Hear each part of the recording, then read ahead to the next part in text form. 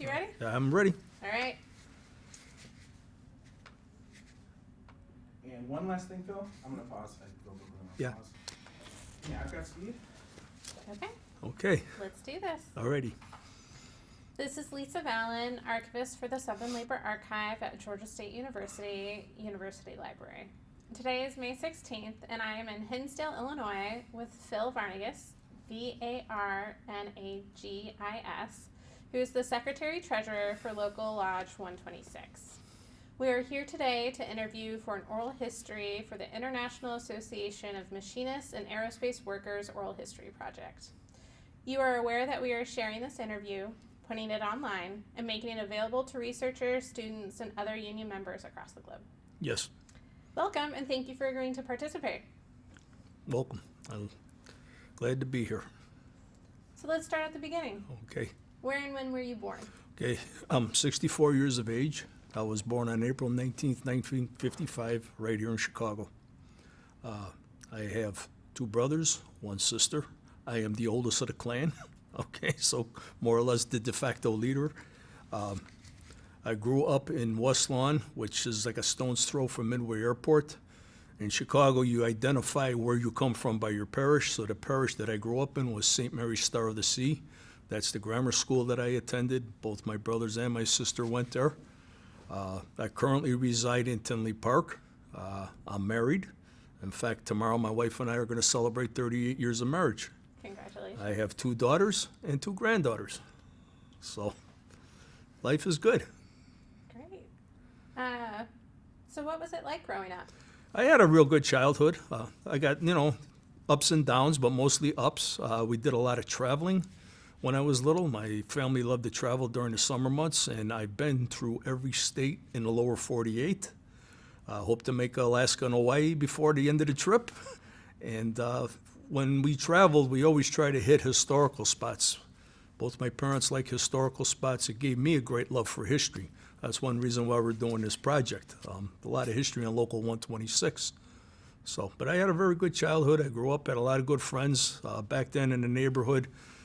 It just so happened the neighborhood my parents moved into, there were a lot of young families, and I had a ton of friends that I grew up with. Moved out of the city, things have totally changed since then. So it's been out in Tinley Park for 20 years. I think I know two neighbors. Okay, so it was a big difference from the city. Who were your parents?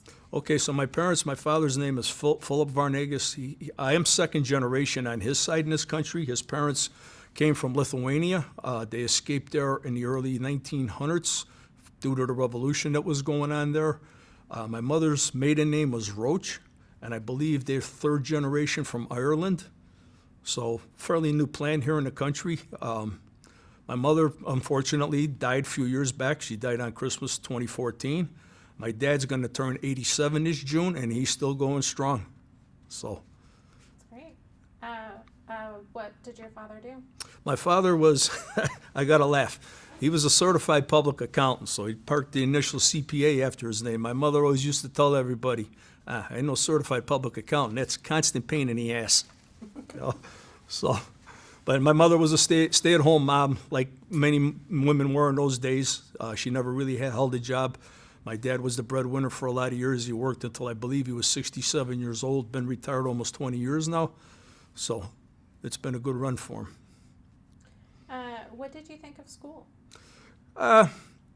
School was school. I never really, I did okay in school. I had good grades in that. But I never liked the idea of pounding books and studying and stuff like that. So when I got done with high school, college wasn't for me. So it was go find a job. Okay, if you're not going to college, you got to go find a job. So I had a few odd jobs I picked up here and there. Nothing that you were going to make a career out of. After a couple of years of that, my dad kind of sat me down and says, "Look, you gotta come up with a decision here. You gotta pick a course in life. You don't want to go to school. School's not for you.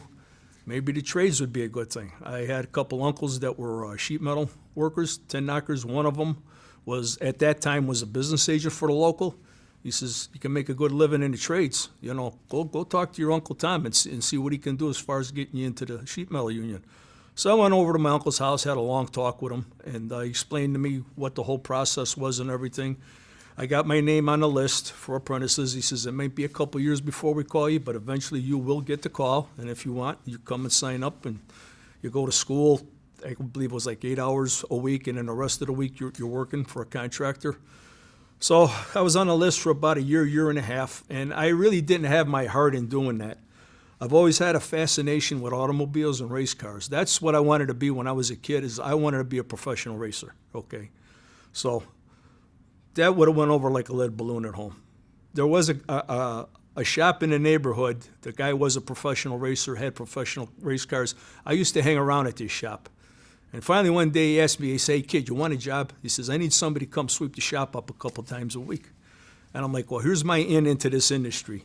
And I thought about it, and before I went home, I'm like, I go home and I tell my parents, this is what I want to do for a living. I'm getting a boot in the ass. So the next best thing is, if you can't go into racing, I loved working on cars. So after being out of high school for a couple of years, I went back to a tech school, for a tech institute. It got changed, the name got changed, it got bought up by somebody else, I'm not sure what it's called.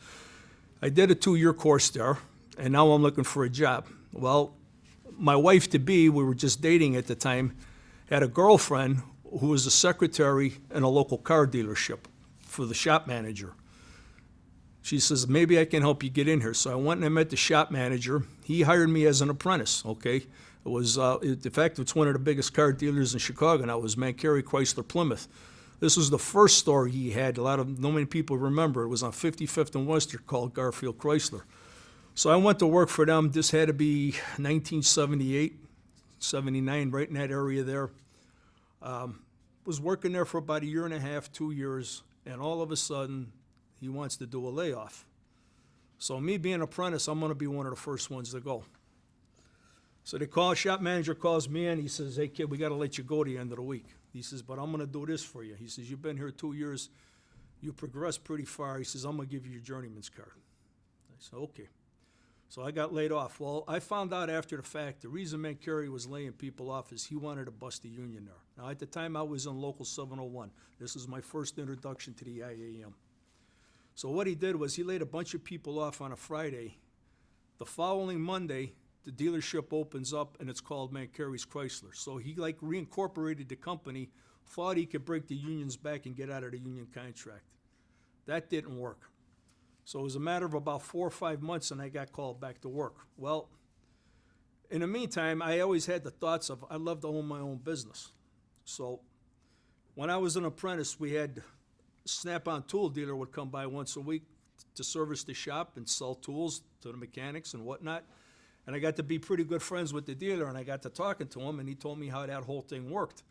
So I went home and I had a talk with my parents, and this took some investment on our part, but I ended up being a Snap-on tool franchisee dealer for a couple years. The territory I had was on the east side of Chicago, basically from the Dan Ryan to the lakefront. I think it ran from like 61st Street to 79th Street. So I'm over there working for about a year or so. I'm not doing too bad. I get robbed at gunpoint, okay? That guy come up the back of me one Friday afternoon, put a gun to the back of my head, took me in the truck, took all the cash I had on me, grabbed as many tools as he could, and I'm begging him, don't squeeze that trigger. So, and this turned out in my life, me and my wife called this Black Friday, because we had just gotten married. The same day, her father has a major stroke. So that was one terrible Friday. So I took about 4 weeks off after I got robbed, and my wife goes, I don't want you going back over there. She goes, it's too damn dangerous over there. So I went and I talked to the people at Snap-on. He says, we got a territory open, but it's out of state. It's up in Eau Claire, Wisconsin. Well, my wife, on her mother's side, are all dairy farmers up in the Green Bay area. Green Bay's on the east side of Wisconsin. Eau Claire's on the west side. My wife goes, that might not be too bad. It's 150 miles across the state. So up we go to move up to Eau Claire. We're up there for about a year and a half. Things are going okay. My wife becomes pregnant with our first child, and she gets deathly ill in the process because of the pregnancy. She's hospitalized up there for several weeks. The doctor told us, more than likely you're going to be bedridden until you deliver this kid. So we're up there. We got nobody up there. So we got to come back down to Chicago. In the meantime, I get out of Snap-on because they had no dealerships open down here, so I had to cash that business in. We come down here. I'm out of a job. I'm married. I got a kid on the way. So my dad goes, look it. He goes, I got a political friend that maybe can help you. Maybe he can get you a job. So I says, I'm willing to try anything now. I need a job, and I need a job quick. So the political friend my dad knows is House Speaker Mike Madigan. So my dad makes a phone call. A couple days later, I get a phone call. Come into the ward office on Saturday morning. So I get all dolled up and dressed up, and I go in there, and I sit down with Mike Madigan. You know, and he asked me about my background and what type of work I've done and stuff like that. He says, okay, let me see what I can do for you. So about a week passes by, and I get a call to report downtown to CTA headquarters. I'm going to work for the Chicago Transit Authority. Okay, this is great. I love it. So this is 1982. I get hired by the Chicago Transit Authority, and at the same time, I become a member of the 13th Ward Democratic Organization. So the way this works is this is how this things worked back in those days when it came to union jobs in the city of Chicago. The unions would get one job, the politicians would get one job, and the two work hand in hand, okay? So Mike Madigan says, I got you the job, this is what I expect of you. To be a member of this organization, when I call you and I need you to go work on behalf of the Democratic Party, on behalf of Democratic candidates, you show up and you do what we ask. No problem, Mike, whatever you need. At the same time, when I got hired at CTA, I get back into 701, because that was a 701 shop, but there was the South Shops on 79th and Vincennes. So I get reinstated in 701. Things are going along great. I spent about maybe 8 years at the CTA, okay, and I'm earning 701 wages. 701 wages and 126 wages, there's a big difference. After about 8 years at the CTA, in the meantime, I had moved up in the ranks in the organization, a political organization. Mike makes me a precinct captain. So now the whole ball game's different, because along with being a precinct captain comes a whole lot more responsibility. You're in charge of that precinct there. You're there to take care of whatever problems the residents might have, whatever services they need to get from the city. You got to make sure that gets done, because come election time, you're going to go back and you're going to want to vote. So if you can take care of whatever problems they have, garbage cans, trees, curbs, sidewalks, now they're beholden to the captain. Now when the captain comes asking for the vote, it's going to be awful hard for them to say no. And if they do say no, well, guess what? Next time you call me up for something, it might not get done so quick. So that's the way things worked. And it was a pretty good system. Patronage system was a damn good system for a lot of years, and it worked. It helped build the Democratic Party in Chicago, and it helped build the unions real strong. So after about 8 years of working for the CTA, I get called into the ward office one Saturday. And anytime you get called into the ward office back in those days, it's like, oh shit, what the hell did I do now? Because you figure you're going in there for an ash chewing. So I went in there and I sat down with the speaker, and he says, look, he says, you've done a real good job. He says, I want to get you a better job than what you have. So he says, let me ask you a question. He says, you know a business agent by the name of Tommy Fall? I says, I don't know him, but I've heard of the name. He says, okay. He said, that's all I wanted to know. He says, we'll be in touch with you. So about 2 weeks pass by, and I get a phone call. And the first phone call comes from his chief of staff, who at the time was a guy by the name of Gary Lapel. Gary says, hey, we think we got a job lined up for you with the state. I says, okay, sounds interesting. He says, you got to go down to State of Illinois Center, fill out an application, take the test. Let's see what happens. So I went down there, he did all of that. He calls me back later. He says, hey, you got the job. I says, okay. I says, just one problem, Gary, before we go any further. How much more does this job pay than what I'm making at CTA? Well, it turned out it was like 5 cents an hour. I says, Gary, it makes no sense for me to move to that. I got 8 years seniority here. I'm not giving that up for a nickel. So he says, okay, well, we'll keep trying. We'll see what we can come up with you. So time passes by, maybe another month, I get another phone call. He's, hey, I think I got you a job at the county. It's working at a county hospital. I'm like, county hospital? What the hell am I going to do at a hospital? I'm operating on people? What am I going to do? So I had a friend in the neighborhood who I grew up with, whose father was a member of this local 126, and he was a local, and he worked for the hospitals. So Tommy Fall had him get in touch with me, and he called me up. He says, listen, he says, it's nothing like that. He says, we take care of the wheelchairs, the operating tables, the hospital beds, the lighting systems, whatever they need. That's what we repair. He says, it's indoors, it's clean work, it's a good job. So I was going to go to a county hospital that they had just purchased, and the name escapes me now. And I was about 2 weeks away from starting, and all of a sudden Mike calls up and goes, can't do it. He says, the county board president wants that hospital operation to be an entire black Providence Hospital. That was on the east side. He says he wants it to be a totally black operation. I said, okay, fine. He says, don't worry, I'm going to keep looking. I'm going to keep looking. A couple more weeks passed by. He says, I got the job for you. It's the county highway department. I said, sounds good. So they send me downtown to the county building. I go down there. I go through the entire hiring process. And then the girl tells me, okay, now you have to go out to local 126 and get your union affiliation straightened out with them. So at the time, 126 office was located at 413 Manheim and Bellwood. Not the greatest of neighborhoods. So I drive over there, and it's in a strip mall, at the end of the strip mall up on the second floor, and I'm having a hard time finding it. And I go all the way to the end of the strip mall, and the last door there is a small sign that says, I am local 126. So I park the car, and I go up to the door. The door opens up. I'm going up this dark stairway. I'm like, what the hell am I walking into here? I get up to the top of the stairs. I open the doors up, and there's a bunch of empty offices in there with just a couple lights on. And I'm like, anybody home? And all I can hear in the back is this woman yelling, who the fuck is there? Who the hell is there? It's the secretary, a woman by the name of Ethel. So I go back there. She goes, how the hell did you get in here? I said, well, the door was open at the back. That goddamn Tommy Fall, you're supposed to lock that door. I got to buzz you in. You know how bad this neighborhood is, kid?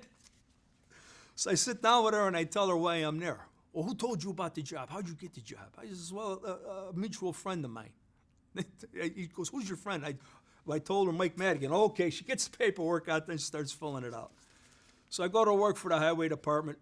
Tommy Fall gives me a call a couple of days after I stopped it. Listen, kid, the only thing I want you to do to start doing is just start coming to the union meetings. I said, okay, Tom, whatever you want. I'll be there. So I went to my first 126 union meeting. They were all held at that time at the Berwyn VFW Hall on 14th and Harlem. And I walk into the hall, and my first union meeting, I go up on the right side of the hall in the front row, and I sit down. And for 20-some-odd years, that was my seat every night at the union meetings. Tommy knew I was there. Same seat every month. And things kind of progressed along at the highway department. It was a totally type of different operation than I ever did. The big thing that we did there was the snow and ice when winter came along. So from December 1st to April 1st, you're on call 24/7. Okay, so it could be 1 o'clock in the morning and that phone rings, you're getting out of a warm bed to go fight a snowstorm. When I was young, I loved it. The overtime wasn't paid overtime, it was comp time. The overtime rate in those days was double time. So for every 2 hours you would work, or every hour you would work, you get 2 hours paid off in the summer. So between racking up vacation time and racking up 400 or 500 hours of comp time in the winter, first 3 years I was there, I was literally off from Memorial Day to Labor Day. I stayed home with my 2 young kids. We didn't have to hire a babysitter. My wife went to work. Life was great. So I was probably, maybe 10, 12 years at the highway department, and I got elected as a shop steward. This was a good thing. I enjoyed being a shop steward. The only problem I had is the highway department has 5 garages that are spread out in all corners of the county. There's 1 machinist in each shop, so it's not like we were all together in one building working. So a lot of times if there was a problem, I'd get a phone call, I'd have to get in a service truck and drive to Palatine or Des Plaines or Blue Island or LaGrange where these garages were. It was all over, and we had to keep communications going. Cell phones were just coming in, so that's how we kept the communication going amongst us. Being a shop steward opened my eyes up to a lot of things that I had never seen before. Handling of grievances, and most of the grievances that we had, in retrospect, I look back at them, they were just nonsense and kid stuff, you know. About being a greenhorn, damn, yeah, I'm writing this thing up. We're going to grieve this damn thing. And I turn it in. Tommy called me up. He said, what the hell are you doing? He goes, just tell so-and-so to sit down and shut up there. And you got no problems there. You got no beefs, you know. So I kind of learned from that process. And as the years went on, the guys would call me up. Every winter, it was the same problem. Who's getting called out for snow call first? I'm 20 hours behind this guy. This guy's getting more than me. Just shut up, okay? As long as at the end of the season, between all 7 of us that were working there, if we all come within 20 hours of each other of overtime, as far as I'm concerned, it was balanced. Okay, so don't call me up and tell me you're 10 hours behind the other guy. We're only into December. You got 3 months of winter to go yet. Just don't bother me with the silly stuff. But I had a great group of guys that worked at the highway department. They're very knowledgeable. easy to get along with, never had a problem. If somebody had a problem and I didn't have much going on in my garage, I'd get in a truck for go over there for a day, help him or whatever he had going. We got things done. We kept the highway department moving, because when you get a snowstorm going, you get a truck that goes down, it's kind of like being on a pit crew in a race. You got to do what you can do as fast as you can to get that truck back on the road. Otherwise, you got a driver standing there with no vehicle to plow snow, and the roads are getting messed up. The one thing we did when I first started there is when you got called in for a snowstorm, you were there for the duration. And that just didn't mean that when it stopped snowing, because that's when the real work began cleaning up the roads. There were times where I wouldn't go home for 3 or 4 days straight, and I'd be taking a cat nap in my office and that. When I was young, it didn't bother me much, What happened after, maybe 12 years of that there, we had one gentleman, was a mechanic for another trade, had worked a 22-hour shift. He goes home and he starts shoveling his own driveway, and a poor guy drops dead of a heart attack. So now the wife sues the county. And I was told at the end of the day it was a multi-million-dollar payout to the widow, and then the rules changed for everybody. Okay, there's no more working around the clock. The maximum anybody's gonna do is a 16-hour shift with 8 hours off. And I was starting to get a little older then, and I'm like, okay, this is gonna be a good thing. But some of the guys were bitching, we're losing out on all overtime. I said, screw that overtime. Your health's more important than that. Okay, 16 on, 8 off is a good deal. I was lucky enough, I lived 7 minutes away from the shop. So you get done with a 16-hour shift, 45 minutes I could be home in bed, and then I wouldn't have to get up a half hour before I had to start back to work. So that worked out good for me. 25 years I'm there at the highway department. 2013, 2014 were absolute brutal winters here. I'm approaching 60 years of age. My body can't take this crap no more. I mean, it's just wearing me down. I can't stand a lack of sleep. I can't stand a cold. So when I turned 60 years of age, I'm like, okay, I can retire now with no penalties on the pension. So I sit down with a pencil and paper, and I'm figuring everything out, and I told my wife, I said, come here, sit down, listen to this. I says, if I can find a part-time job to pay for our health care, I'm leaving the county by the end of the year. I says, I can't do these winters no more. She goes, okay, if you can find, because the health care back then, 3 years ago, was like $1,300 a month for the two of us, man. It's expensive.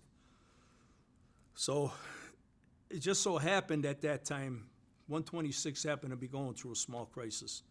We had the DBR that we had, left the job, went back. He came from the county. He goes back to working for the county. We're getting put under District 8's umbrella. I was the conductor sentinel at this local at the time. The president quits, the vice president walks away, secretary treasurer walks away. It's kind of like chaos here. So I'm in a mindset, never let a good crisis go to waste. And I'm smelling an opportunity for myself. And I'm not sure what that opportunity is, but I'm telling myself there's something here for you. Just sit back and just watch this thing play out.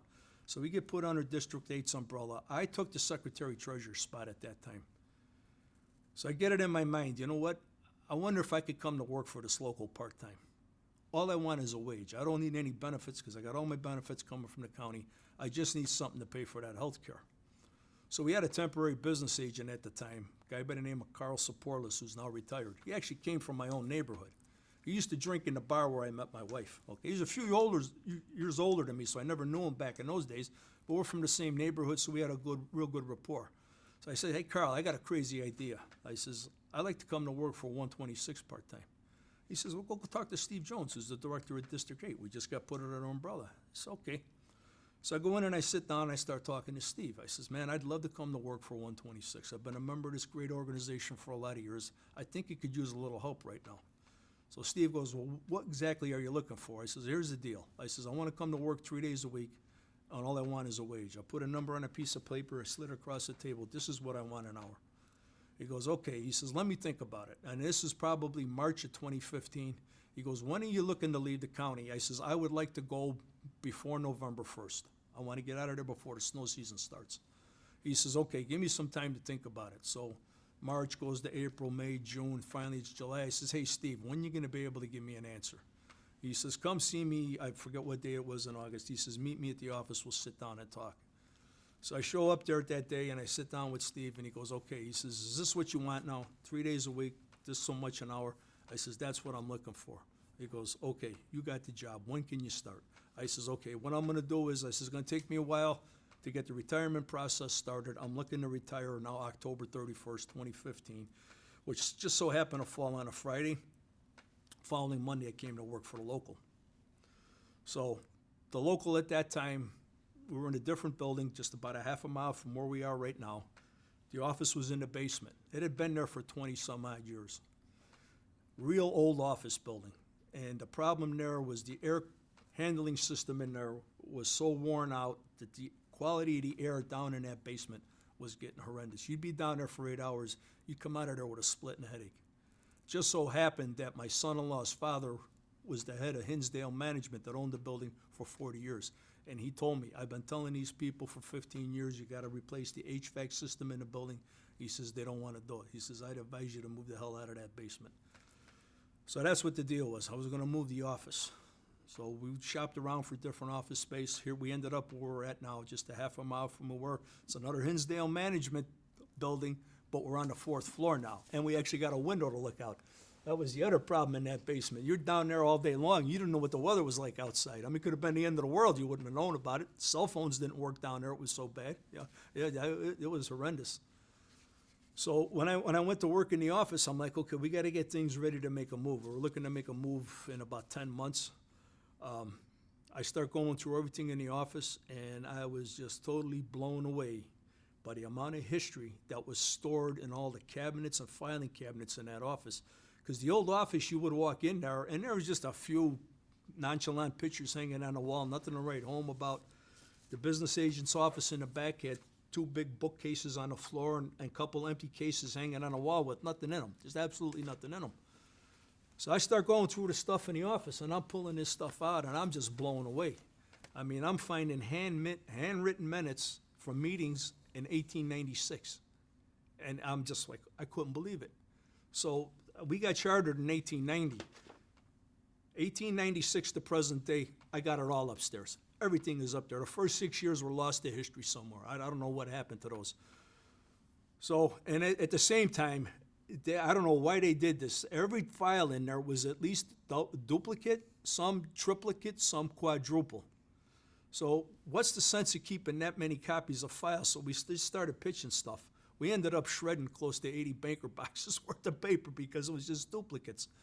I went in the storage office and I pulling down these dusty old shoe boxes, and it's handwritten phone messages from the 1960s. I'm like, they didn't throw nothing out. They kept absolutely everything.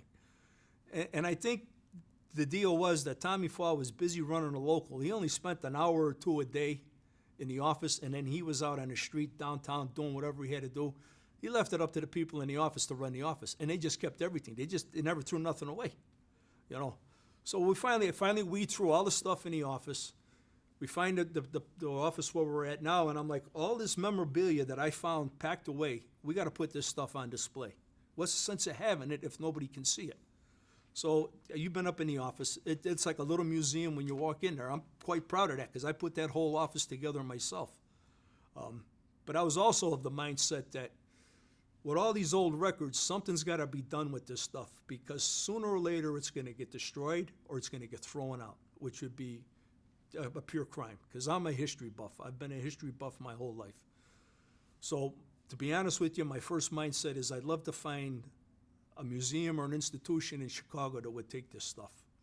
So I contacted the Illinois History Society. They didn't want it. Chicago Historical Museum didn't want it. I even contacted the Field Museum and Science and Industry. They didn't want no part of it. I knew that the IAM had a repository in Georgia State University, but I'm thinking, send the stuff down there, none of the members can ever see it. So I'm looking out up here what to do with this stuff. So I finally contact GSU. And I get a hold of the archivist at the time, a girl by the name of Tracy Drummonds. And I emails back and forth, a couple phone calls, tell her what I have. She's very interested. She wants to come up here. So we're setting this thing up. She's 2 weeks away from coming, and she calls me. She goes, we got a problem. I says, what's the problem now? She goes, I can't come. I said, what do you mean you can't come? She goes, well, I just got hired by the IAM to teach out at the harbor. I'm like, well, that's great for you, but it sucks for me. Now what am I going to do? She goes, don't worry, they'll hire somebody to take my place and you'll get this thing done. So I kept going back on GSU's website every month, taking a look at the jobs open, it's open, it's open, it's open, and finally, boom, bang, they got a new archivist. I go, okay, here we go. So in the meantime, we got a new business agent, a young kid that come from the city named Ryan Kelly, and this guy is a go-getter. So I told Ryan, I says, Ryan, I've been working on this project now almost close to 2.5 years. I says, it looks like I'm gonna pull this thing off. So Ryan goes, that sounds great. He goes, because something needs to be done with this. And then one day he comes up to me, he goes, hey, I got a brainstorm of an idea. I says, what's that? He goes, you know that show the Carpenters put on here called Built to Last? I says, yeah. He goes, well, I happen to know the owner of the production company, an Irishman by the name of Sean Murray. He goes, we got to hire Answers Media to come in and document this thing. We need to take it and create like maybe a 2 or 3 minute snippet that we can use on organizing activities and everything else we got going on. I says, man, that sounds like a fantastic idea. So we put a budget together. Now, when you put a budget together, you got to go before the executive board with the money, get it approved. You got to go before the general membership to get it approved. That's not a problem. We get that done. But now it's got to go to the territory for approval by the GVP because it's a non-germane expense. It's out of the ordinary. So I'm like, Ryan, I says, the last couple things we try to do at the last minute, the rug gets pulled out from under us. I says, I am really nervous about this. I says, if we wait until May's meeting to pass the motion and then send it in a letter to the GVP, that's going to give us too short of a time frame of a window to get this thing approved. Let's go to him now and tell him what we're doing and how much money we want to spend.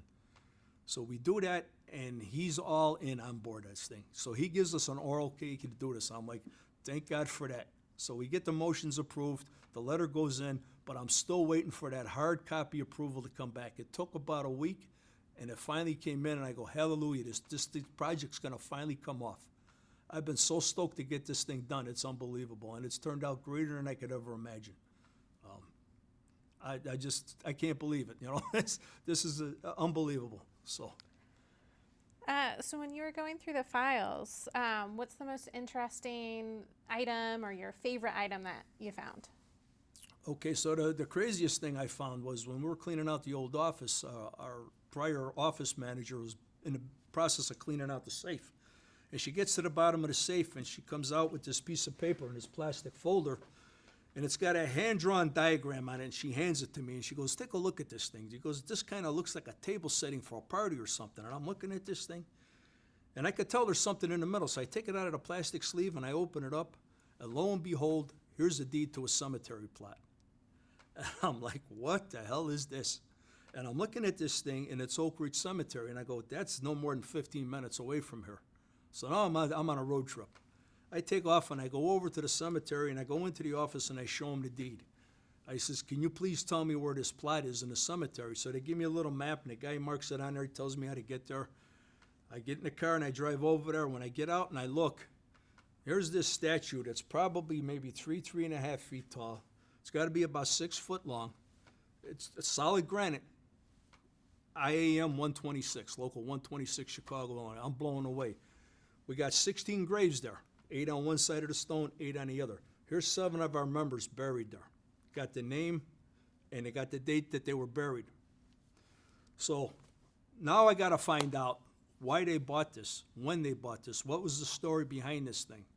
So I'm looking at the grave markers, and the oldest one, the guy was buried in 1932. So now I go back to the office, and I'm pulling the minutes out from the years, and I go back to 32, and I'm starting to read through the minutes, and I'm looking where they talked about buying this, maybe where they passed the motion to spend the money and stuff like that. I'm not finding much. So the next guy was buried in 33. I didn't find nothing in 33. I get to 34. There's an individual by the name of Philip Stump. So I'm reading through the minutes, and the business agent is talking about the burial of Brother Philip Stump. When he passed away, the man didn't have any family. So whatever he had coming from the Grand Lodge, he bequeathed it to 126. 126 in turn took that money and bought that headstone there. So that's the story on how that headstone got there. But I never could find out where they talked about buying that plot, how much they paid for it, when that actually happened. So it could be something I skipped over in there, but I went many times looking and I couldn't find it. But that was the wildest, craziest thing that I found in that office. I've never seen another local that had actually a cemetery plot for its members. And I'm thinking to myself, why did they buy this thing? Well, this is the height of the Depression. Back in those days, families, members didn't have insurance policies. Somebody passes away, the family doesn't have the means to bury the person, the local took care of them. I thought that was a wonderful thing, you know. So we still got 7 open graves there. We had to actually put a dollar amount on them because the accountant told us, well, that's an asset of the lodge. You got to get a dollar amount on that. We got to declare that. So we had to go and do that. And there's 7 open plots in case any of our members ever decide they want to get buried there. So this maybe be a good time to break? Sure. Yeah? Yeah.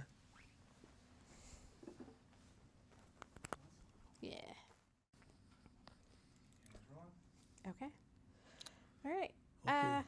So you worked up the ranks when you were with the city and became a shop steward. At the county. At the county, yes. Yes. Yeah, I got elected as a shop steward. Like I said, most of the guys that worked there were a great group of guys to get along with. So things are going along fine. All of a sudden, 2008 comes, a financial crisis hit. Markets go to holy hell. More people out of work than since the Great Depression. So hoping and praying at the county that everybody keeps their jobs and nobody loses their jobs. But they're hurt for money too, big time. So at the time, the highway department had two different halves. You had the equipment division, which I was under, had its own bureau chief, and then the road part, where they maintained the roads, had their own bureau chief, and the two worked hand in hand. Well, the bureau chief for the equipment division reached an age where he was ready to retire, and he had enough, so he retires. The county doesn't have the funds to replace this guy, because it was a fairly high-paying job. So we're going along for about 6 or 7 months with no bureau chief, when the brainiacs at the highway department decide they want to take one of the machinists and they want to put him in an acting up capacity. So they tell me about this. I tell them it's not really a good idea. I says, you'd be in violation of the contract of doing that. I says, it's one thing if you want to take one of our members and actually give them that position and they're willingly accept it, then they get them out of the bargaining unit. But it's not a good idea to take one of our guys from the bargaining unit and have him as acting up. We did have a little line in the contract that said if a member got put in that acting up position, every 30 days that position was to rotate among the members. So they tell me who they want to put in this position. And I'm thinking to myself, this is their absolute worst choice. So this certain individual I had worked with for 20 years. And he was a good egg. But the guy had a motor mouth on him like you can't imagine. You could have a 3-hour conversation with Mike and not have to utter a word. Now, his nickname was the Gun Runner, and you got to remember that because that's going to come into play with this story. So they contact Mikey, and they want to put him in the acting up position. So I call Mike, and I says, Mike, please, don't take the spot. I'm begging you, don't take. I think I'm going to do it. I says, Mike, I'm going to tell you something right here and now, and remember this. If you take this, you and I are both going to regret that you ever did this. I know you. Don't take the spot. Mikey takes the spot. He's acting up. This is going on 3, 4, 5 months. This guy's head's getting so big he can't squeeze it through the door anymore. He's threatening to write our members up. He's yelling and screaming at people. He's giving our work away to other trades. And I'm like, Mike, this is becoming a problem. You got to stop doing this stuff. You don't listen to nobody. In the meantime, the county had hired a brand new investigator. So, investigator comes around, starts introducing himself to everybody, and I'm like, I got to get on the good side of this guy, because this guy can do us more good than harm. So I introduced myself to Carmine, and him and I hit it off real well. And I told Carmine, I says, look, do me a favor. I says, anytime you catch any of my guys doing something wrong or that, give me a heads up, and I'll straighten the problem out before it gets out of hand. So Carmine and I worked like that. Worked real well together. So Mikey's going along as the acting bureau chief, and things are just getting out of hand. He's got the use of a county car. He's got the use of a county cell phone. He's working overtime whenever he wants to work overtime, unquestioned. And in those days, the time sheets were handwritten sheets. There was no thumbprints or punching a clock or nothing like that. It was all on the honor system. You'd sign in and sign out as you come and go. So one winter goes by. At the end of the winter, I'm looking at all the overtime amassed by everybody. All the guys working in the shops, we're all within about 20, 25 hours. We all got about 300, 325 hours. Here's Mikey with 500 hours. I mean, I seen a good thing. Guys are getting restless. They're getting ticked off. As this is going on, now this is right after 9/11, we get hooked up with the Illinois Homeland Security System. What the Highway Department was charged with, and thank God this never happened, was in case of a biological attack, we were to distribute antibiotics to the hospitals. We had to transport them. Okay, that was our role in Homeland Security. Like I said, thank God that never happened, because that would have been a total disaster on our part. But being hooked up with Illinois Homeland Security, we got access to a lot of military equipment that's coming back from the Middle East. This is after the '08 crunch. The county's got no money to buy equipment. When I had first started there, they would flip the fleet every 5 years. So every year you're getting brand new snow trucks, you're getting brand new pickup trucks and crew cabs. So every 5 years the fleet's getting replenished. This all stopped in '08. A snow truck, if you can get 5 years out of it, man, you're living on borrowed time, because that salt just, you can't, that's the most corrosive thing on the planet as far as I seen salt corrode surgical stainless steel. They say it's impossible to corrode. Bullshit. That salt will corrode it if it's in it long enough. So the fleet's getting so old, we can't keep these trucks running anymore. So we start getting some of this military equipment in, and we're going to try to take and adapt it to what we're doing. Well, the military trucks, they're even older than what we got, but they got real low mileage on them. But still, they're basically useless for what we do. We couldn't adapt them. We can't get parts for some of them. They're so old. So this isn't working out too good. County's in desperate need of a Vector. Now, a Vector is a big truck you use to clean sewers out with. They're probably, today, maybe $500,000 to buy a unit. Yeah, they're very expensive. So the Army says, hey, we got one. You can have it. There's only one problem. This is on an Army base in California. Okay, so the county in its infinite wisdom is going to take the acting bureau chief, Mikey C., and a driver, and they fly him out to California to drive this thing back cross country. I call Mike up. I says, Mike, don't go. Tell him, no, you're not going to do it. I says, this isn't going to work out good. I'm telling you, just don't do it. Mikey hangs the phone up. Next thing I know, I hear they're both flying out to California the next day. So in the meantime, Carmine's starting to build a case against this guy, because this guy's just totally out of hand, shooting his mouth off at the wrong people, doing what he wants. He won't listen to nobody. Takes him a week to get this Vector back from California. It shows up one Sunday night in one of the yards. Tuesday, Carmine comes and sees me. He goes, hey, he says, I've been out at your buddy Mikey's house the last 3 nights. He goes, that Vector's not the only thing they brought back from California. I go, oh, yeah, really? He goes, yeah, they brought back an Army bus. Only problem is that didn't make it to the yard here. That's sitting on Mike's driveway. I says, interesting. He goes, I've been out there for 3 nights, and he shows me these pictures. It's Mikey and his kid out there unloading something off of this bus. Carmine goes, I can't tell what it is. It's just too dark and I'm too far away. He goes, but they brought some stuff back that they shouldn't have brought back. Lo and behold, 3 nights later, I'm sitting there watching the evening network news, and all of a sudden there's a report about all these missing firearms off a California Army base. And I'm like, shit, I know exactly where these weapons are. It wasn't 2 hours later, Carmine called me up. He says, I got to go do what I got to do, because Carmine knew where those weapons were too. So he went and he turned it over to the feds.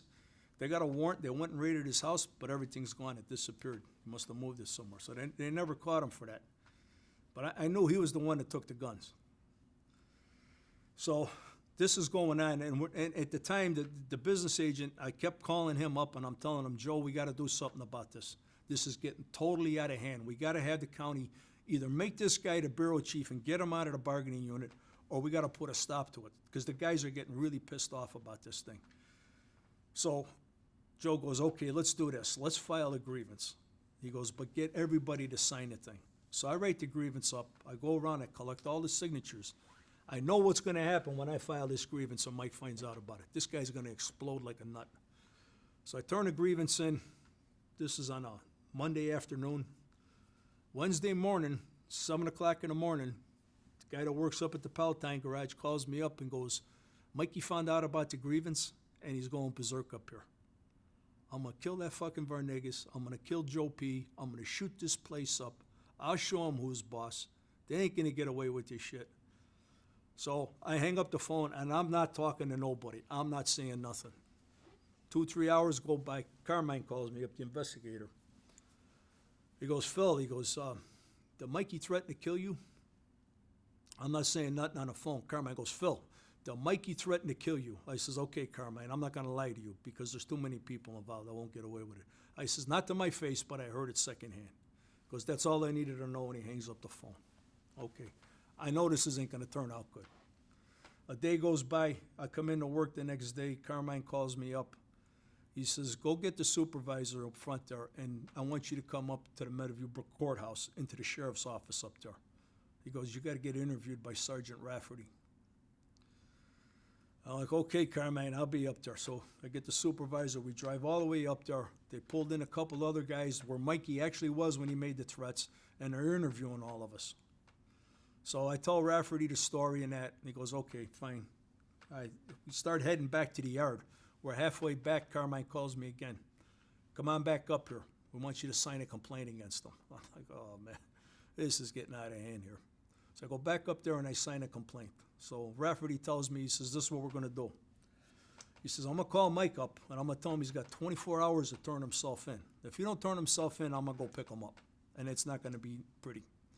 So he calls Mike up and he tells him, listen, there's a warrant for your arrest. A complaint's been filed against you, but I'm going to give you 24 hours to turn yourself in here. Well, Mikey showed up like 27, 28 hours later. Rafferty was hot. So they make him sit there for 12 hours in a chair before they processed him. So he gets charged, he bonds out. Now I got court hearings I got to go to. This is not a good thing.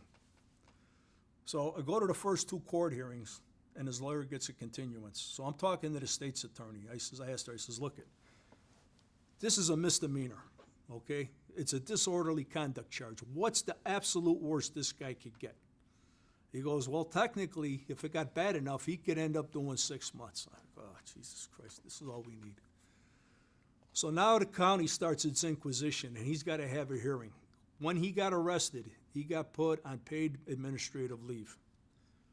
They took because he had keys to all the districts, they took all the keys away from this guy, and he can't come on county property. He's forbidden from county property. They sent somebody out of his house to get the county car and bring it back. So now I got to go down to the county building, and I got to testify in his defense because I'm the union steward, even though I'm the guy that got threatened to get killed. This is how crazy this whole thing gets. So Mikey, being the nut that he is, now remember, this guy's the gun runner. He shows up at the county building. This is after 9/11. You got to go through security and a metal detector to get in the building. He's got a pistol in his coat pocket. They could have arrested him right there for that. This is how dumb this guy is. He knows he's got to go through this metal detector. What the hell made him think he could get through there? So we go in, and I got to give a deposition. Now, we had to hire a lawyer to defend this guy because he could turn around and sue the local, all right? That's what happens when you put somebody in an acting up capacity. So I get deposed for over 2 hours. And why this is all going on, my brother happened to be a county sheriff. And I had originally called him. I says, here's the story. I tell him the whole story. I say, I know this guy for 20 years. I don't think you do nothing. Our brother goes, look, you just seen what happened at Sandy Hook. He says, you can't take a chance. You got to sign a complaint against this guy. So I go in and I give a deposition for 2 hours. This isn't going good. And I go back, and this process, what I was told, ended up close to 36 hours worth of hearings for him.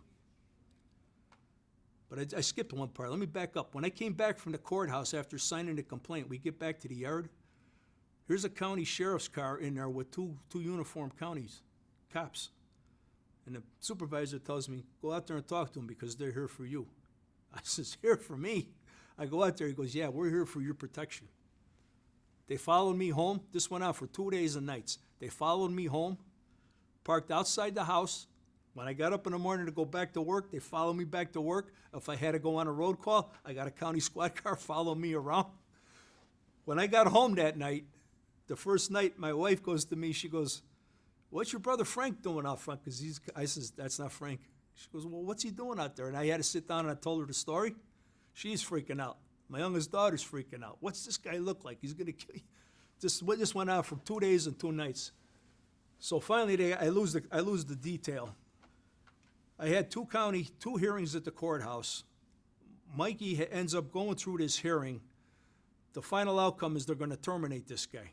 So I get a letter in the mail to the fact it's called major infraction. They terminate the guy, and I'm thinking, fine, this is done and over with. I get a phone call one day from the state's attorney. How come you're not up here? I said, what do you mean, how come I'm not up where? At the courthouse, there's a hearing today. I says, well, you failed to notify me of the hearing. She goes, well, we'll have to get it continued. I says, no, this is what we're going to do right here and right now on the phone. I says, I'm through with this thing. I'm dropping the charge. This guy got terminated from his job. I'm not rubbing salt into an open wound. Just forget about it and let it go. So that deal was dropped. Now, Mikey's still a member of the local. So Joe P. goes, we got a union meeting coming up. He says, man, we got to have security at the meeting. He says, I don't know what this guy's capable of doing. He come in, shoot the place up while the meeting's going on. We ended up hiring for 2 months in a row. We had 2 uniformed Berwyn cops standing at the back of the room. All the members are walking in like, what the hell is this? We didn't want to tell them the story, you know. But, I mean, you never want to put a member in an acting up capacity like that because the whole thing can turn to shit at the end of the day. The ironic twist is he ended up getting terminated.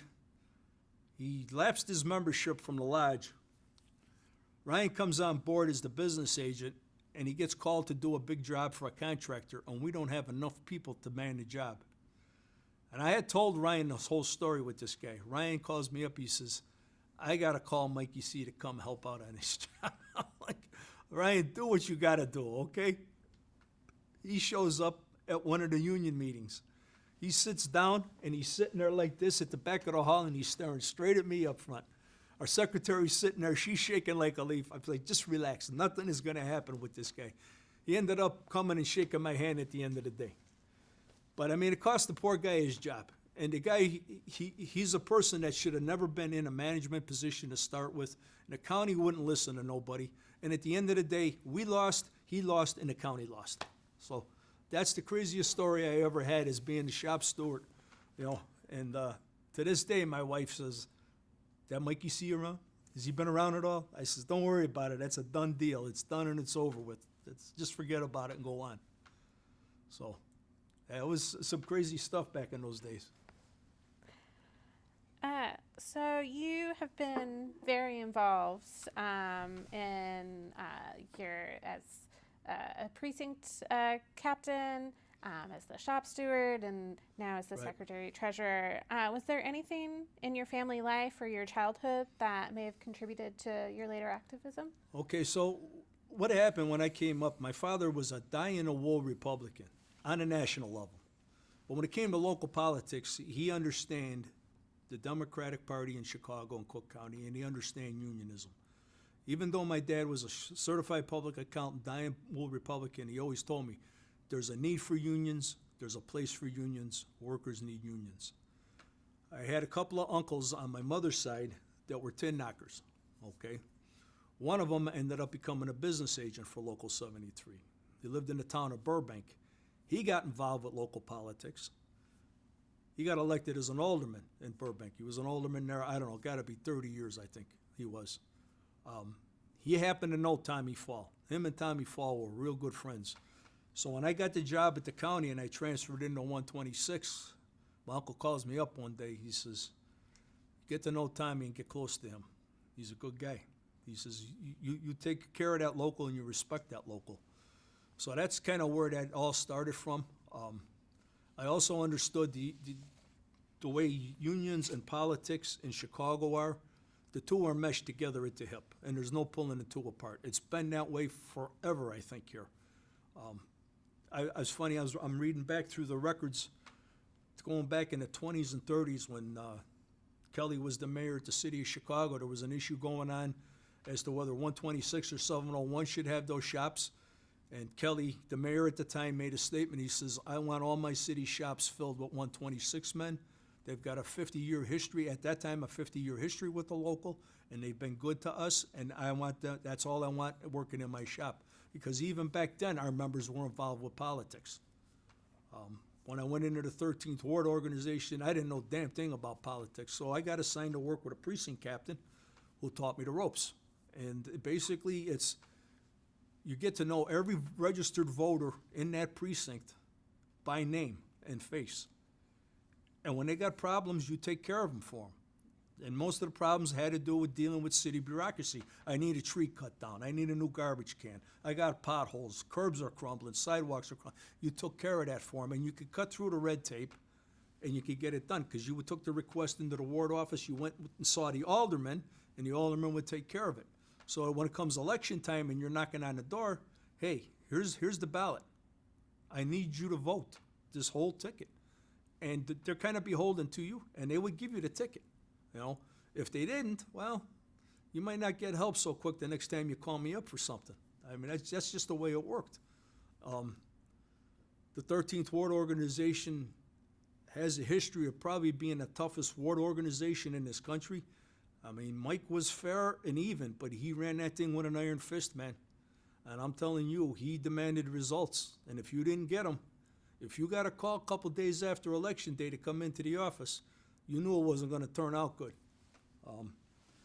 We would have, election time would come, we'd have precinct captain meetings, usually on Saturday morning up at the local park field. And we'd go up there, and Mike would say, this is what I expect. He'd have his sample ballot, and some of these ballots here in Cook County, depending on what election cycle it is, you could have 80 candidates on there, because there'd be 40 or 50 judges at the bottom. He'd tell you, I want the same number of votes at the top of the ballot as at the bottom of the ballot. They got to go and punch them all. And believe me, he knew. He says, I'll make one promise to all you guys. I'll read every precinct captain report. That I promise you. And he would rank us. So the rankings would come out. And if you did good, man, it was a great thing. If you didn't do good, you might get a good ass chewing. And better do better next time. Or if it happened too many times, you'd be gone and there'd be a new precinct captain. You wouldn't know you were gone. But you'd get a call from somebody else who got appointed to captain of your precinct. So it was a tough ward organization, and you got to be good at it. You know, I got to know everybody in the precinct. I had a couple of precincts over the years, but I got to know all the people in the precinct. They knew me. It was almost like a second full-time job. I mean, I'd come home from work, and my wife would go, here, you got 4 phone messages from people in the precinct. So you'd be taking care of that problem in the evenings. On the weekends, you'd be over there walking through the precinct, seeing what was going on. There was a time I had a buddy of mine who was a precinct captain, had a pickup truck. Come the first spring break, warm weather to get warm, we'd go into the ward office into the yard, and we'd put 2 tons of asphalt in the back of his truck. We'd go start filling the potholes in our precincts. Yeah, and the people would see us out there doing that. They appreciated that. Mike started a lot of innovative programs.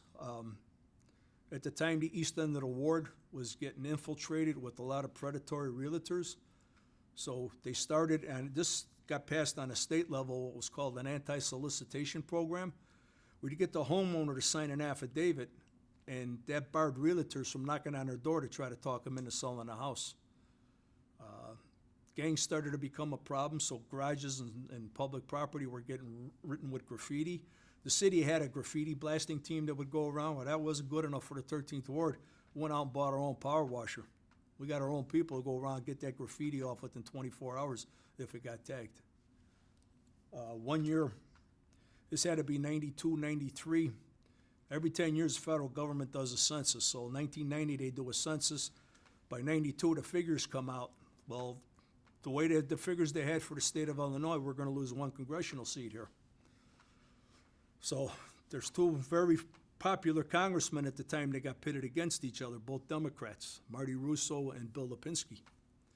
That was the dirtiest, nastiest campaign I had ever gotten into my life because I had friends on both sides. And it was just dirty, downright nasty and terrible. At the end of the day, Lipinski won the seat. Marty Russo went on to become a lobbyist in Washington, and I ran into him years later after that election, and he told me that was the best thing that ever happened to me, losing that damn election. I love what I'm doing in D.C. So Bill Lipinski was known as Bungalow Bill. He was the ward committeeman in the next ward over, 23rd Ward. Him and Mike used to have friendly competitions on who could turn out the most votes on election day. 13th Ward won every one of those damn contests. That's just the way the organization was run. 1998, our sitting alderman, at that time, Mike would let the day-to-day running of the ward up to the alderman. Turned out that wasn't a good deal because the alderman got indicted for ghost payrolling. Had his wife working for the staff of another alderman in the city, and it was a no-show job that she got paid for. So he gets indicted, and he gets sent to school. That's what we call it. He gets sent to school. So Mike he's hotter than hell, and it's like, I gotta run this ward organization like I gotta run everything else. So now we're looking for a new alderman. Well, normally in most ward organizations, it would go to the most senior precinct captain. But Mike's gonna pick his own guy. And I was told by a couple people in the office, maybe you ought to consider throwing your hat in the ring. I went home and told my wife, I says, no way I want any part of elected life, okay?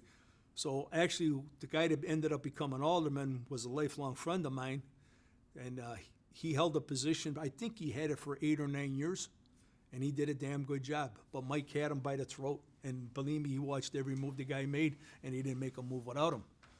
The first time he was gonna run for election, Mike calls all the captains in and tells us all, I want every registered voter in this ward to sign his nominating petitions.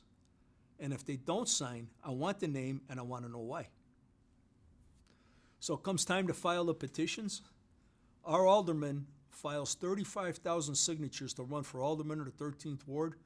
That was almost 20,000 more signatures than Mayor Daley filed to run for the city of Chicago as mayor. That's the type of ward organization I come out of. So, and that taught me a lot of discipline. I've always had a strong work ethic, but the discipline I learned from that, and that carries over into my life now. The organization has been very good to me and my family. Both my brothers come through the organization, were able to obtain jobs. I've got jobs for a couple of my friends that ended up with careers in the government. My youngest daughter now is a member of the organization. And everybody that I helped, I told them, this is how it works. This man brings you to the dance. Now you're beholden to him. So when you get that phone call, you got to show up and you got to do what's expected of you. And if you don't, not so much today, but back in those days, you could get viced from the job. You'd lose the job, So, but things have changed a whole lot. Back in those days, when I went through the files up there with the patronage system, the way it used to work is your ward committeeman, we used to call it Chinaman, you got to have a Chinaman, he would write a letter for you, and it would go to the department head of the mayor's patronage chief. But you'd also got a letter from the union that went there too, recommending you for the job. And that's how you got hired. I found scores of those letters up in there. And I'm looking through those records, and I recognize a lot of politicians' names. I recognize a lot of our members that were in this local. I'm like, yeah, they all come through politicians. You can't do those things nowadays anymore. When they got away from the letters, it used to be done with a phone call, but then there was a guy by the name of Michael Shackman that come along. He was a lawyer, a hotshot lawyer. And he's telling everybody, look, this patronage system is illegal. It's against the Constitution. You can't do this. He filed a bunch of lawsuits against the county, the city, all these municipalities. He ended up winning all of them at the end of the day. But the ironic thing is this guy also made a living off the patronage system, only on the other side of it. So, things can still be done today, but not like it used to be. And ward organizations are nowhere near what they were like. You just seen what happened here with this recent mayor's election. 30 years ago, that never would have happened. There would have been one candidate only. You wouldn't have had 14, 15 people running for mayor. The Democratic committee, when would have got together, they would have picked one candidate, and that's a done deal.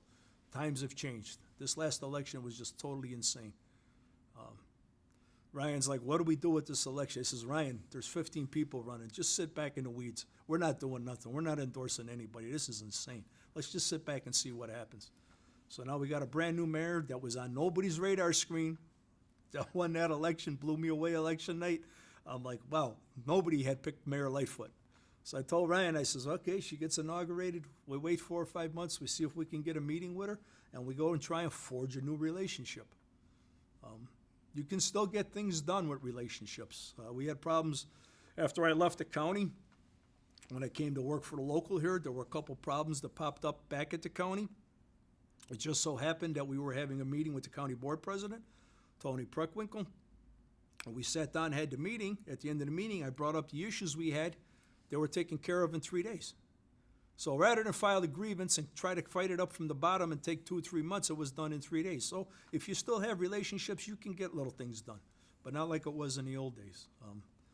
I told Ryan, I says, when he came on board, I says, Ryan, I says, I'm around long enough that I seen the end of the old ways, and I got indoctrinated into the way the new ways are.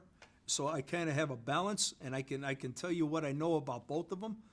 My personal belief is I like things the way they used to be, but that's a bygone era, and that's never coming back, you know.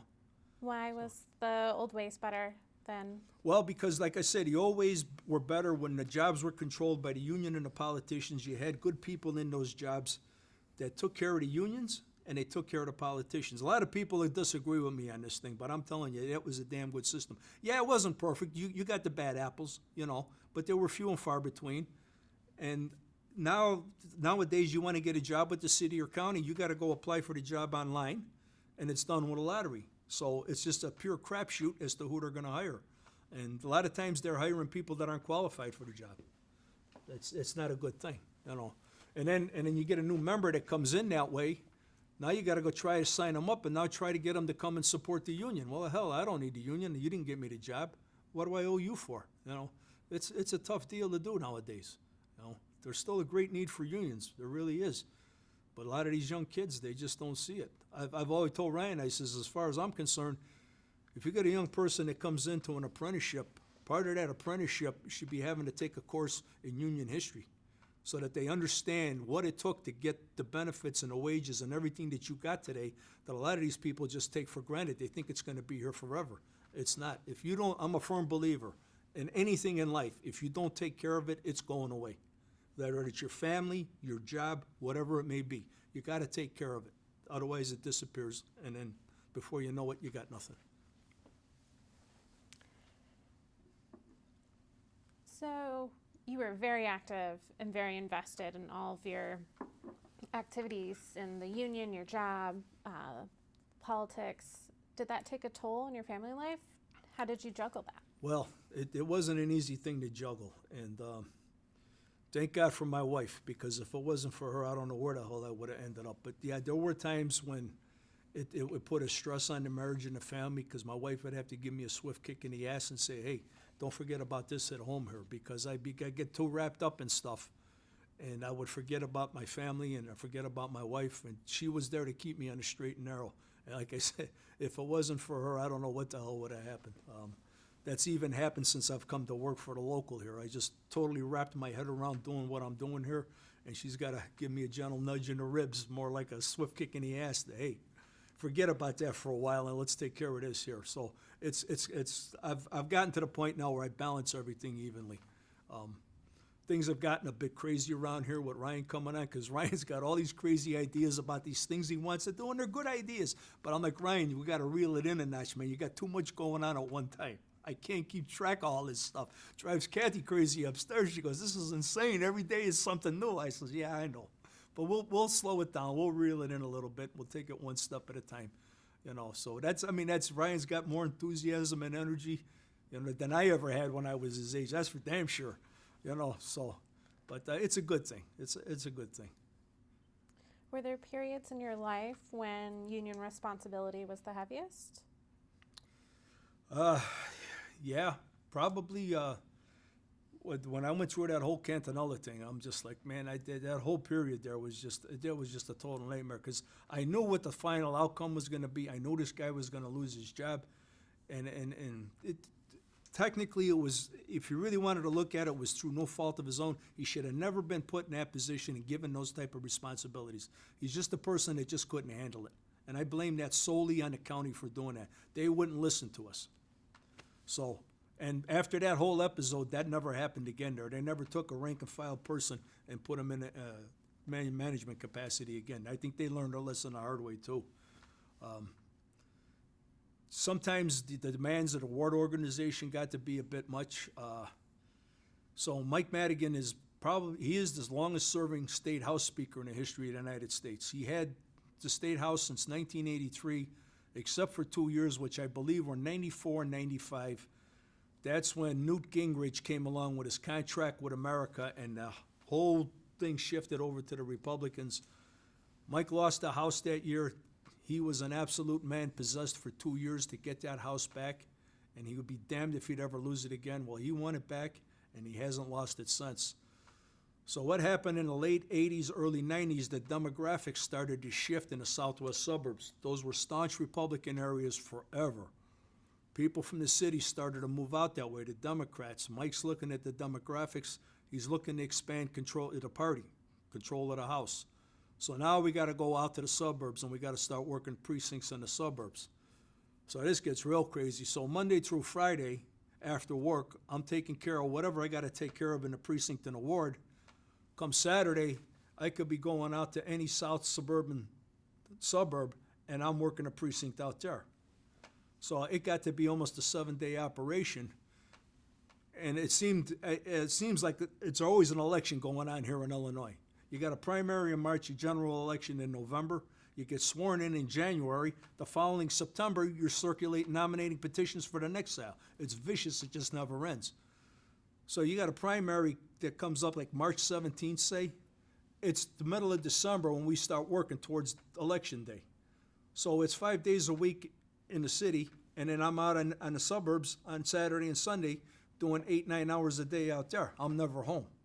It just and then the kicker is it gets real close to Election Day. We have a meeting with the captains, and Mike goes, okay, this is how it's going to work on Election Day. Find somebody to run the precinct in the ward. You go run the one out there in the suburbs, but you better pull both of them in. They both better have winning numbers at the end of the night. I mean, it just got crazy. And as time went on, we started going out further and further and further. I mean, I'm traveling to Aurora. I'm going down damn near southern Illinois. I'm leaving the house on a Saturday morning. I'm driving 150 miles to get to this precinct. I got to work. And when you're working for 4 or 5 hours, you got another 150-mile drive back. I mean, it just got crazy. It seemed like probably around the mid-2000s, the question to Mike is, are there any Republican pockets left in this state? Because I think we got it all, you know. So 2015, when I retired from the county, I got to go tell Mike I'm retiring because he got me the job. That's his job. So I set up a meeting, and I went in and I told him, I says, Mike, I'm retiring at the end of the year. I says, I'm going. I says, but I'm going to work for my local. He goes, really? This is a Saturday morning. And he starts laughing. He goes, you know what I'm doing here today, he tells me? He says, I'm putting letters together to go out to all the unions, telling them how much money I want from each local for the next election cycle. He goes, you know how much money the machinists have given us here in the state of Illinois? I says, I haven't got an idea. Turns around, and he knew right where the file was, and he grabs it and he throws it down on the desk, and he goes, here. Over the last 2 election cycles, there was a grand total of, I think, maybe $8,000 or $9,000 donated to the party. He goes, 7,000 of that came from your local. He goes, why don't any of their IAM locals participate in this? I says, that's a damn good question. He's got all the numbers. He's telling me, you know how many machinists are in the state of Illinois between retirees and working? He says, close to 100,000. I says, yeah, you may be right. Those numbers are probably right. He says, why don't you people participate? I says, Mike, the International's got its own PAC fund, but it's on the federal level, and that's run out of Maryland where headquarters is. The rest of these locals here just don't understand it. They don't understand how politics in Union and Chicago and Cook County work. I says, we try to do the best we can with our little local. He goes, I know you guys do. He goes, I know how small a numbers you got. And you guys have always donated, and you always show up to my fundraisers and stuff like that. But it's just a big problem with the IAM. They just don't understand, and I try to tell a couple people, you got to understand, this battle is being lost and won in the state houses, okay, for right to work. Not in Washington. That's the most dysfunctioning corporation in America is Congress. You're wasting your money giving these congressmen and senators money. It's a total waste of money. If you look at a map of the Midwest, Illinois is the only non-right-to-work state. The last gubernatorial candidate we had, Governor Rauner, had it not been, and this is the truth, and I believe this with my heart and soul, had it not been solely for Mike Madigan holding back the floodwaters, Illinois today would be a right-to-work state. As much, all Rauner did for 4 years was vilify Madigan in the media. That was his whole thing. Had it not been for that man, this definitely would have been a right-to-work state. So the unions got a lot to owe to this guy, and they know it. They know it and they understand it. We got Governor Pritzker now, which is a whole different ballgame. Things seem to be moving in the right direction down in Springfield now. 4 years, the state was at a total utter standstill and nothing got done. Got deeper and deeper and deeper in debt. The bills weren't being paid. Rauner would not play ball with anybody. It's my way or the highway, and his sole objective was to destroy unions in his state, turn this thing into a right-to-work state. I had a conversation with Speaker Madigan right after Rauner got elected. He told me the first time that I and Senate President Cullerton sat down, this is Rauner's exact words to him: "I'm going to burn this fucking state into the ground." That's what he told those two guys. And damn if he didn't try his damnedest to do it. So thank God he's gone. I understand now his homes in Illinois are up for sale, so I hope the hell he moves out altogether and never comes back. So things are better with Pritzker, I think. I think we're headed in the right direction now. So ideally, what should happen next? Where would you like to see things go? Where would I like to see things go here? Okay, I would like to see with the new mayor, I would like to see her forge a very good working relationship with the Chicago Federation of Labor and the rest of the trade labor agreements here. You can say what you want to say about Rahm. He was good to the unions here. The first time he ran, not so much, but he learned how things work here. His going away present when he left was to give every trade involved with the city a 10-year contract. So that was a fantastic going away present. I hope we can forge a relationship with Lightfoot. I hope the unions can continue to move on and progress, because if you don't have a good relationship with the mayor, it can make life awful difficult for everybody here. Most of the unions, the other big question was Tony Preckwinkle, the county board president, ran for mayor. A lot of the unions didn't get behind her. The question is now, how vindictive is she going to be? I don't think she's going to be too vindictive. I know her. I've talked to her. I've had meetings with her. You got to understand, it was a business decision. It's nothing personal here in politics. You know, there's a saying that goes in Chicago politics: no permanent friends, no permanent enemies, just permanent interest, and that's the truth. So, but I don't think she'll be vindictive. I think she understands. You know, we got to do what we got to do. She had called us, asked us for a donation, like she does every year. Ryan and I went, met with her, gave her the donation, and we told her we can't give you an endorsement because the membership is split down the middle. And I said, besides that, all the lodge officers are up for re-election at the end of the year, and these guys have memories if we go the wrong way. So we're staying neutral in this. We're not, we'll donate to you like we always do, but we're not giving anybody an endorsement on this deal. So, and that's what we did. We played it that way. So we have no relationship whatsoever with Lightfoot, so that's going to be interesting on how we can go about forging that relationship. I hope we're successful. So it's going to be important to this. Half the people in this local work for the city of Chicago. 40 or 50 guys work for Water Rec. We got probably 40, 50 people that work for the county, Chicago Park District.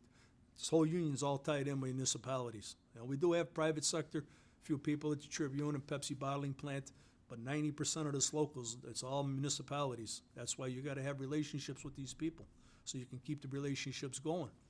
I mean, yeah, it is when we come in contract time, we go in as a coalition, but it's still nice to have those handshake deals and stuff going on. So it's important. Have you been involved in any of the contract negotiations? No, because I'm not a business representative. The way it usually works is when it gets to be contract time, the business agent will call everybody in for a meeting, all the guys in for a meeting that are covered under the contract. Okay, guys, what do you want on the contract this time? You know, and I come up with a list of ideas, and then they'll go in and they'll bargain. The way that usually works is there's an umbrella agreement that covers all the unions, but then every union's got its own little problems, little idiosyncrasies that you go and you sit down and you hammer out with the municipality, and that's how we do it. And it's these guys got Cadillac contracts. I'm telling you, the wages, the benefits, they're the best you can find anywhere. It's unfortunate though that a lot of the members think that that's what's owed to them. And they don't understand how it works. It could go away in a heartbeat if you don't take care of it. You know, you got to show up at the union meetings. You got to participate when we throw functions. We're strength in numbers, and that's the only way we're going to survive here. So we recently started a PAC committee a couple years ago to try to raise more money so we can donate to these politicians. The first function they threw was 2 years ago in November. We had an outing at the Hawthorne racetrack. I think they raised over $12,000 in one night, man. It was a total success, just a total blowout. It was a good time. Everybody came and had fun, you know. So we did a Sox event the following June. I think they raised another 7-8 grand there, not so much. Coming up in about 30 days, we're going out to Joliet Speedway. That entire facility there is all 100% union built.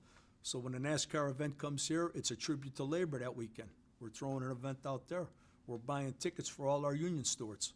Okay, here's a gift from the local for being a union steward. Bring your family and kids out. It's a fun time. So we'll see how successful that one's going over. We're going back to the racetrack again in November.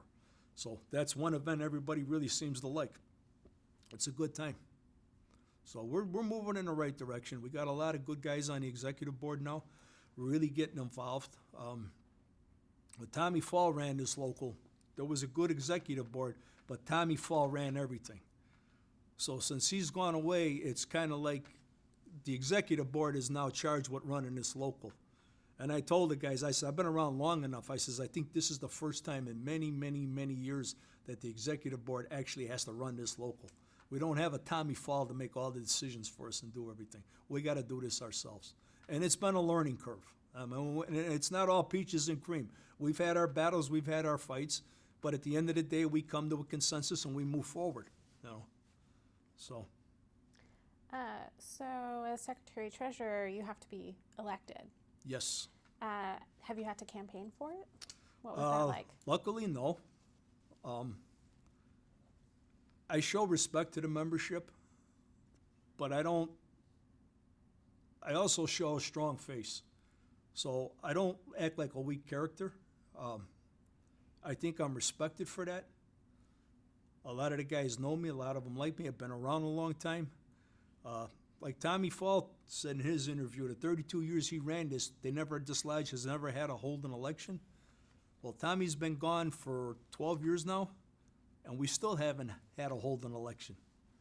So that goes to say how we pick the right people for the executive board. They do their roles. They know what their responsibilities are. We take care of the membership, and I think they respect us for that. So we got an election coming up at the end of the year. Now, we got 28 spots on that have to be elected between delegates to the CFL and these other bodies that we belong to. So hopefully we're able to pull this off again and we don't have to have an election. Last time I put the slate together and I ran it, and I was sweating bullets. I mean, November's the nomination month, and I was sweating bullets that whole meeting because we're going down each position on the ballot and we're nominating our slate. And I'm like looking around the room and I'm waiting for somebody else to pop their hand up to want to nominate themselves or somebody else for another spot. Went through that whole ticket and there was no opposition. So come the month of December, the recording secretary casts one ballot and we're done. I hope we can do that again this year because I don't want to have to run an election. They're expensive and they're very time consuming. So, but that's a testimony to how we go about picking people for different spots. You know, strong ticket. Did you imagine, or was it a goal for you when you first started to become in a leadership position? So, looking back on it now, because I have a saying that I tell people, history is lived forwards but understood backwards. Hindsight's 20/20. Looking back on things now, there's no way in my wildest imagination 30-some-odd years ago, 37 years ago, when I came into the IAM, that I think I would find myself in the position I am today. There's some nights I wake up in the morning and I still can't believe I'm doing what I'm doing. You know, I never thought I'd end up working for this local. But it's funny how things have a way of working out. When we got put under District 8's umbrella, there was a crisis going on here, and I just felt there's an opportunity here for me. Just figure it out, and it worked out. It's worked out real well. I had to make a decision. My 3-year term's coming up. I'm 64 years old. Really had thoughts, reservations about doing another 3 years because it does take a lot of time and it's a big commitment. But Ryan's been on the job for 2 years now, and he says, I need your help. I need you. I says, okay. I says, I got to go talk to my wife about this. So me and my wife had a long discussion because this takes a lot of my time. I mean, I'm not in the office 5 days a week, but I'm on the phone 5 days a week, sometimes 6 days a week. And she's like, don't they ever leave you alone? I says, I'm sorry, I can't help it. They call, they got to have answers to questions. I don't have all the answers, but I got to answer the phone call, you know. So we had a long discussion, and she knows Ryan. She likes Ryan a lot. She goes, that kid needs help. So I told Ryan a couple weeks ago, yeah, I'm going to sign up for another 3-year term. So I'm going to throw my hat in the ring, get reelected. And I told Ryan, I says, my intentions going into this are to do the whole 3-year term, but it depends on a lot of things, my own personal situation, if my health still holds out or if my wife's health is okay in that. I got 2 beautiful granddaughters that I absolutely adore, and we babysit them a couple times a month, and I told Ryan, that takes priority over this. When my daughter needs a babysitter, we got to go. That's priority number 1.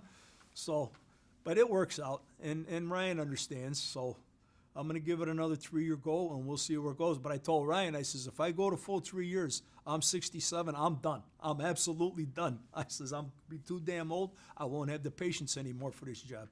So I said, you have to find yourself a new ST then. So I think he's happy I signed on for another 3 years. So. Did you have any mentorship or connections that helped you get to where you are today? So looking back, I got 3 big mentors in my life. Number 1, my father. Number 2, my uncle, who was, he started out as a business agent, and ironically, the last position he held with the Tin Knockers Union was Secretary Treasurer, just like I am today. So him and Tommy Fall. Those 3 guys kind of shaped me in my union activities, and being a member of the 13th Ward, give me the discipline to see a job through and do it the right way. So all of that just kind of melded me and take it for what it is, made me the person I am today, you know. My wife she goes, you're the type that when you get your head wrapped around something, you got blinders on, and you forget about everything else around you, and you just focus on the task at hand. I told her, I can't help it, that's just the way I'm put together. I said, I can't turn that off, you know. But luckily, when I get like that, she's there to give me a swift kick in the ass and straighten me out, you know. So thank God for that. So told her, we're going out tomorrow night. We're going to celebrate right. We'll go to your favorite restaurant, and we'll go have a good time. So. Were there ever any national issues that affected you personally or the union? Okay, so the biggest issue that I seen came down to Pikers right after I came into Local 126. This is back in the early 90s when Bill Clinton was the president. And I never paid much attention to the national level at that time. I had just been in politics with the 13th Ward for like 8-9 years. So Bill Clinton comes along, and they're going to do this trade agreement called NAFTA. So I'm starting to pay attention, and there was a guy running for president back then, a guy by the name of Ross Perot, and this rings on my bell. Little funny man, very intelligent. And he says, they passed that NAFTA, you're going to hear this giant sucking sound of all these jobs leaving the country. And goddamn if he wasn't right. We had an Anti-Nafta Rally. Tommy Fall called me up and asked me to show up at, which I did, and which was kind of funny as I walk into the hall, and the first person I run into is my uncle with Local 73. So Tommy Fall happened to be further up in the room, so my uncle gives me a Local 73 sign. He says, go walk up there and walk past Tommy. I walk past Tommy, he sees me with a Local 73. What the hell you doing, kid? Give me that goddamn sign. He turns around, my uncle's laughing his ass off looking at Tommy. So I kind of started paying attention to national politics then. So the IAM, at its height, I think, had close to 1 million members between Canada and the United States. 90% of them were either in the manufacturing sector or had to do with government contractors in the aerospace industry. Well, over the years, all these jobs, all these manufacturing companies left the United States, totally decimated the IAM. We probably got half the membership we had back then. And the IAM may not like what I'm about to say, but I'm always one that you're better off being proactive than reactive. So the whole time, all these years this is going on, they kind of sat on their hands. And they really didn't get up and try to go after new industries to unionize and stuff like that. So they're in the shape they're in today. Now they have a big drive to go on and organize.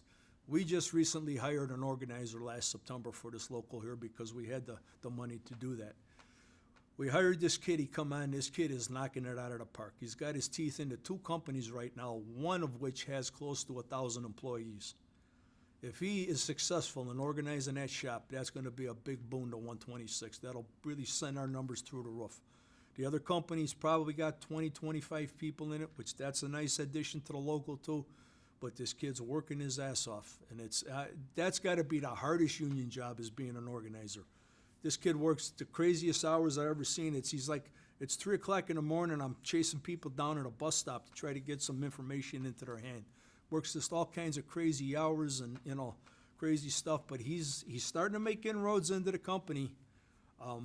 We kind of put the pressure on him when we hired him. The executive board told him, "Okay, Jeff, we're in for this deal for 1 year, okay? But we got to have some results come Labor Day this year, because we got to have a return on the investment we're putting into you. We can't keep the program rolling, paying you a salary and benefits without new members coming in." So he's kind of under the gun a little bit, and he understands that. I'm constantly calling him every other day, "How's it going?" Get anybody else to sign cards. He's working his ass off. I hope he's successful. I think he's going to be successful. So that's a big plus to the union. But the IAM, just for so many years, just let that go by the wayside. And I remember in '08, I'm a delegate for the Cook County Building Trades, and we have a weekly meeting every Tuesday morning at the Masons Hall. And I wasn't around in '08 and '09 in this capacity when the market crashed, but I talked to some of the business agents there that were there, and they told me about the time 2010 rolled around, things were so bad in this country. They were telling their members, if you can find another way to make a living, go ahead and do it, because we don't know if this work's ever coming back. That's how bad the construction industry was. But the IAM now, like I said, they got a big organizing drive going on nationwide. I hope it's not too little too late. They tried to organize the Boeing plant down in South Carolina. That didn't go over too well. They didn't get that. I don't know all the specifics behind it. But that's got to be the toughest job on the planet, is trying to organize, especially in this day and age. A lot of these young people just don't understand the history of unions. They don't understand why I need a union. Everybody that works in this country should have a pension. 401ks, you ain't going to retire on a 401k. You'll never save enough money. So things, like I say, I'm from the old school. Things need to go back that way a little bit with a lot of stuff. Whether that's going to happen or not, I don't know. Time will tell. So you talked a little bit about organizing.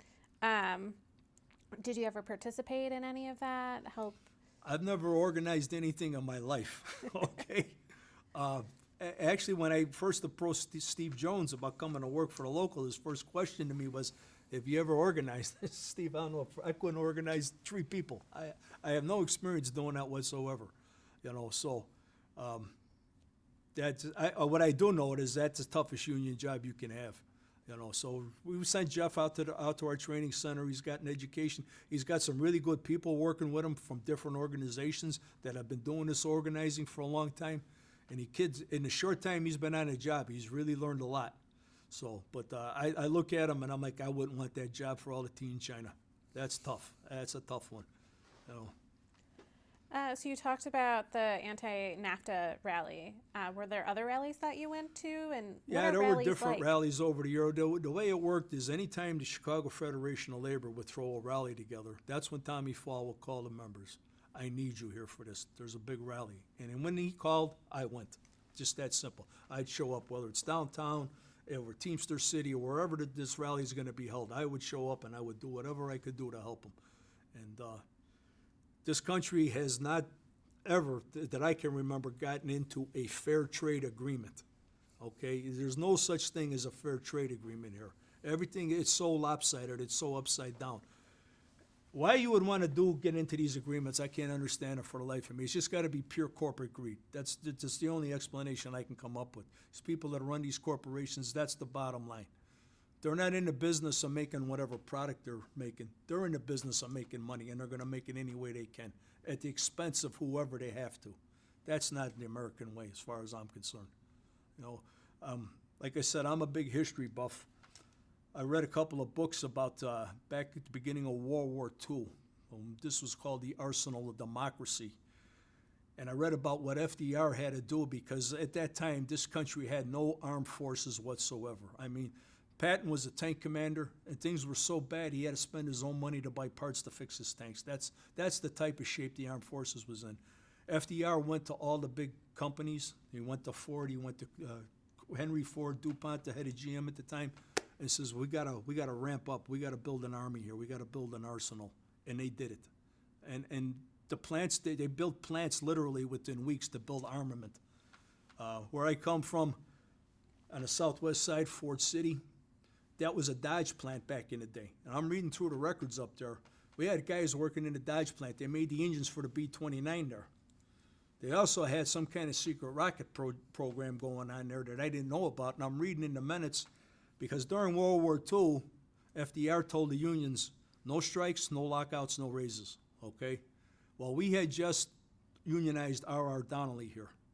They didn't want to live up to the agreement, so the business agent at the time took the guys out on the street.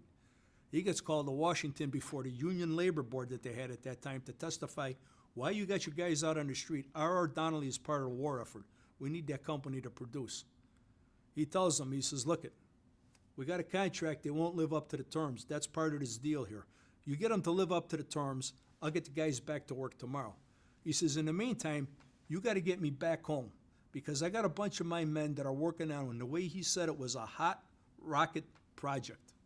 And I'm like, what the hell is that? And I did some research, and sure enough, it was a rocket that they were developing. They were building it in a Dodge plant. He says, I need to get back there to see this project through so I can get my kid back from the Pacific. He had his son fighting in the war over in the Pacific.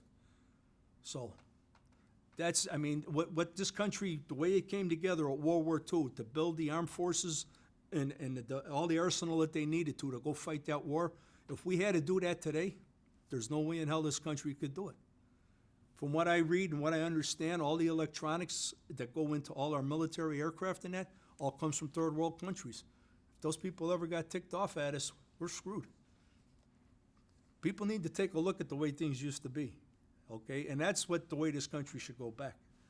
Bring the jobs back here. Put our people back to work. Keep the industries and the technology here. That's how you build a great country, as far as I'm concerned. What was the most frustrating part of your work with the union? Most frustrating part, that's a good question. Sometimes some stuff that I seen come down the pike, and I'm not going to get into specifics about this because this can open up some old wounds. Just things that needed to be done, that I knew needed to be done, that were being done in the wrong way. Not to name any names, but we had a business agent here for a year right after I came on that guy did a horrible job. And caused a lot of damage with some of the relationships we had. Thank God he only stuck around a year and he went back to his old job. But then Ryan came on, and I told Ryan, the first day Ryan walked through the door, I told him, I said, we got some problems. We got to go talk to some people and fix some problems that were created over the last 12 months. And things were going on, and this guy just wouldn't, not that I had all the answers, but I knew what he was doing was wrong, and he just wouldn't listen to me. And he went and he did what he wanted to do. And that was very frustrating and aggravating. Threw me under the bus a couple times. Okay, but I'm still here and he's gone. So that's all that matters at the end of the day. But if you get a good group of people, I mean, you're going to have your issues. The problems are going to crop up. But if you got a good working relationship, you can sit down and you can figure it out. And at the art of politics, it's give and take. So if you come to a confrontation, you sit down, you both give a little bit, you both get a little bit of what you want, and you both look like heroes when you walk out of the room. That's what it's all about. You know, it's not too hard to do. But you got to have the right mix of people. Otherwise, you got chaos. What was the most satisfying part? The most satisfying part, to be perfectly honest, is Ryan Kelly coming on as the business agent. Because the kid was as green as could be, but he's like a sponge. He says, I need to absorb everything. So he knew the history I had with politics, and he knew how important political things are in this city with the unions. He says, teach me everything you know. And I did. I sat down, I tried. I says, I don't know if I'm right or wrong, but this is what I know. This is who I know. I took him to meet some people, made some introductions, and he just took it and he ran with it. And the kid's doing a phenomenal job. That, to me, is the most satisfying thing that's going on right now. We got our problems, we got our issues, but I think with Ryan and the rest of the executive board, we're going to find a way to work our way through them, and at the end of the day, we're going to come out looking like heroes. That's great. Is there anything else you want to add? Any other stories that you've remembered? Not right now. I'm just keeping my fingers crossed that we can keep this ship afloat. This local's got a great history that I fell in love with. Coming behind Tommy Fall, even though he's been gone 12 years, man, those some mighty big shoes to fill because, man, that man did it all and he knew it all and he's seen everybody. But I think we're headed in the right direction. So hopefully the team we got, we can grow this local and maybe we can get back to as great a local as we were back in the day. All right. Well, thank you so much for speaking with us today. Thank you for having me. All right. Okay. Everybody hold still for 1 second. I'm going to pause. Okay, this is just 30 seconds of presence.